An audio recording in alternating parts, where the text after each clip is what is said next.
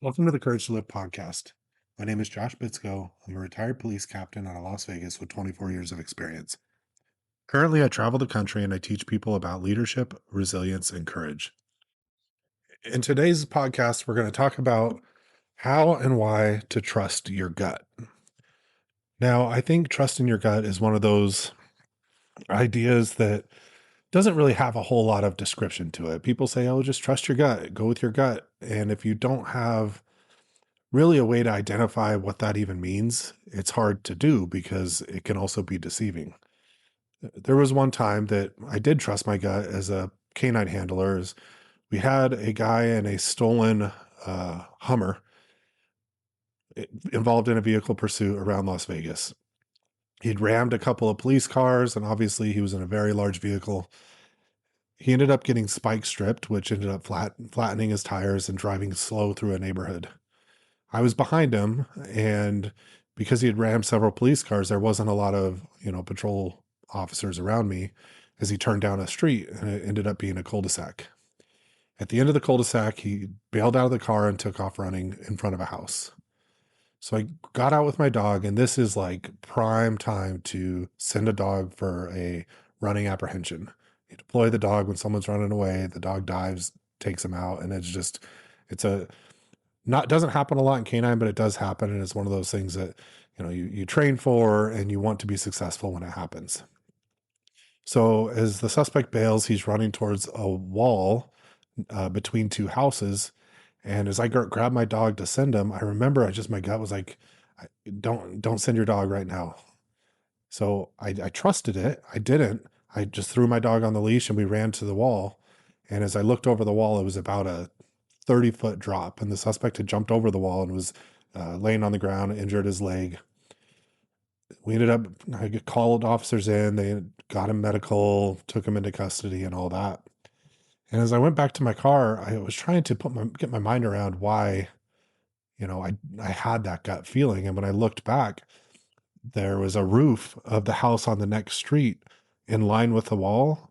And it was like, I could tell now by looking at it that it was going to be a big drop. But in that moment, I can't tell you I had that conscious thought. It was just, that gut feeling I had.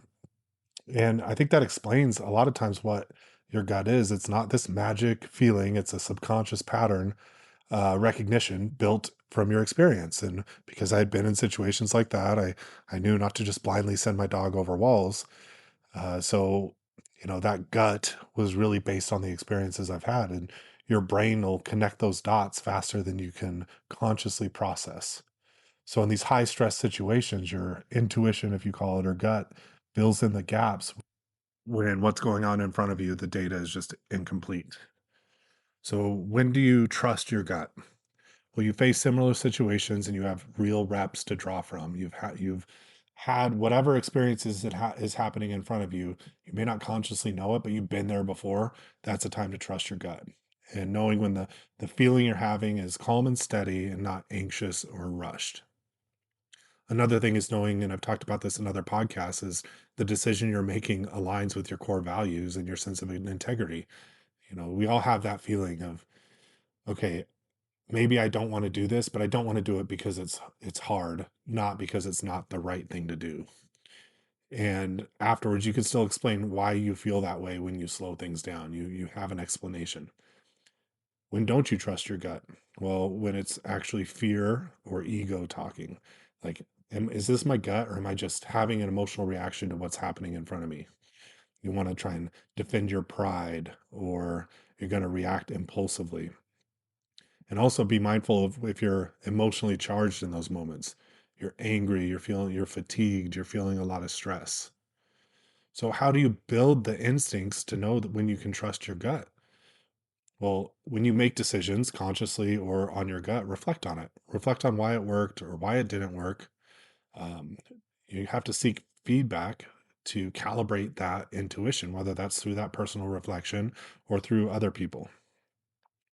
Combine training, whether tactical training or whatever training you're doing, combine that with mindfulness so you can sharpen that intuition.